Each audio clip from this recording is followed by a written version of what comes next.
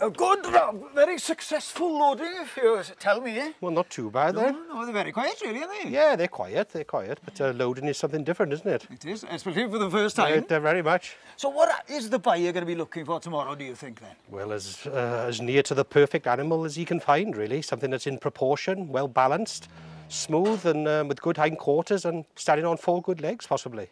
And how are these comparing to the previous year's entries that you've had then, do you think? Yeah, well, I would say as a bunch then, probably the best bunch we've had then as a standard of a 5. But time will tell. Everybody's opinion is different and we'll just have to wait and see, so... And what is it, you know, that drives you to take part in this showing? Oh, it's just something we're very passionate about, I suppose. We've always been brought up that way and we get great delight out of presenting them, showing them and hopefully selling them for good money at the end of the day then.